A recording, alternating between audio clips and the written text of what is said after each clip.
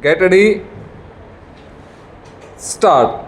Mr. Vice Chairman, I wish the matter had not come up for discussion in this House in the form in which it has come, because we will be discussing, it appears, the same subject more or less piecemeal in connection with the other two bills as well.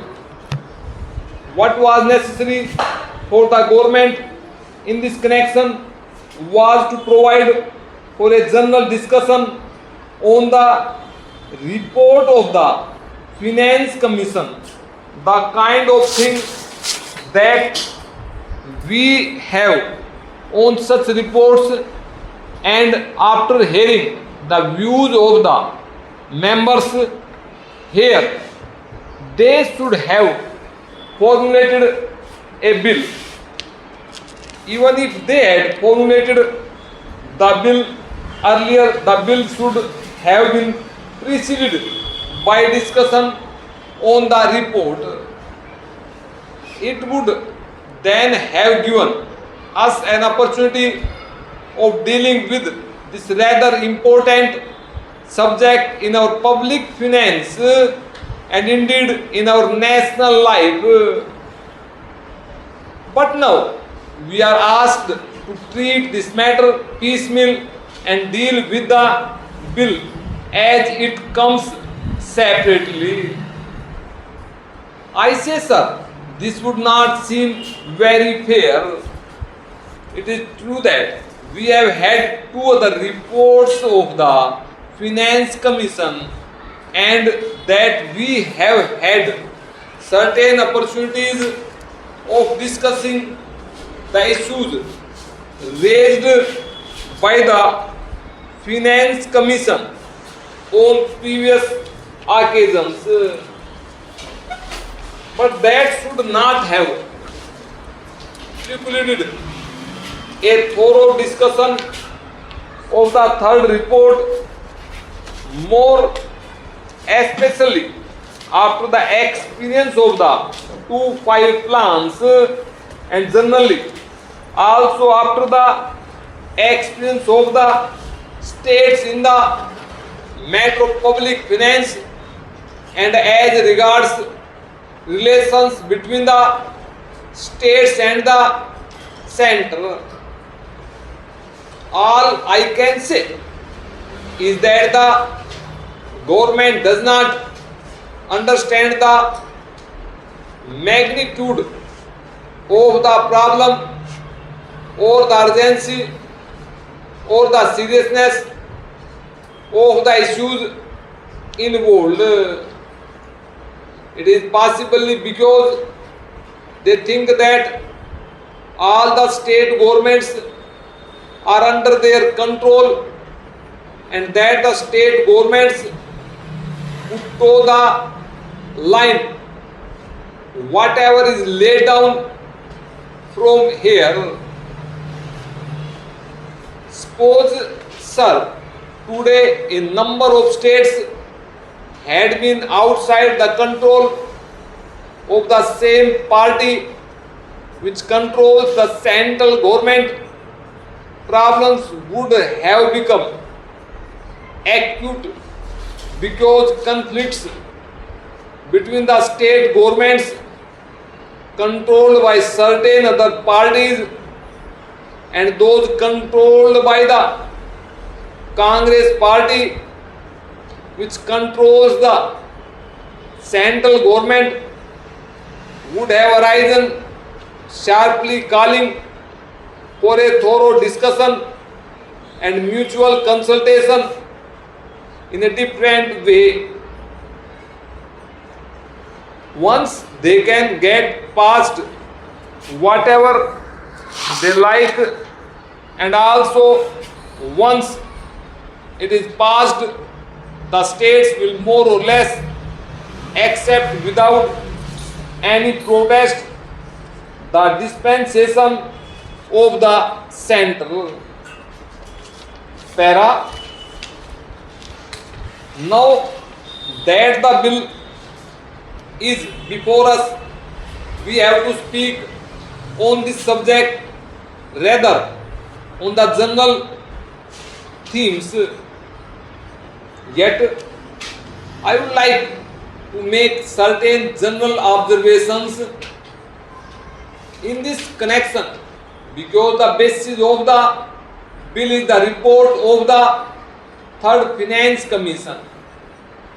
This is a long-standing issue facing the public finance of the country.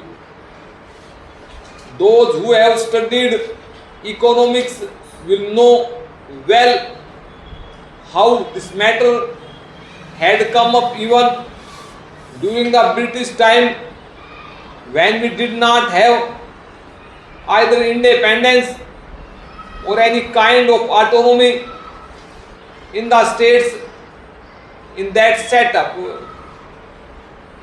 Even at that time, the state governments functioning under the British felt that something should be done with regard to adjustment of finances, especially in regard to the relations between the center and the states. There had been a long-standing controversy as to how the taxes, especially the income tax, should be divided between the center and the states.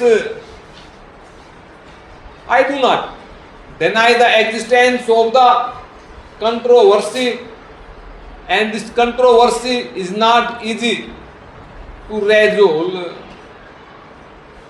I entirely agree, but I should have thought that the Third Finance Commission should have tried to face the problems before it, not more or less in a routine manner, but in the context of the new things, not only as they are today, but as they are going to shape in the coming future. We have got what is called a quasi-federal constitution. I do not say federal constitution, although the spirit is there, but a quasi-federal constitution, because most of the powers, many of the powers that should remain with the states are now in the hands of the central government.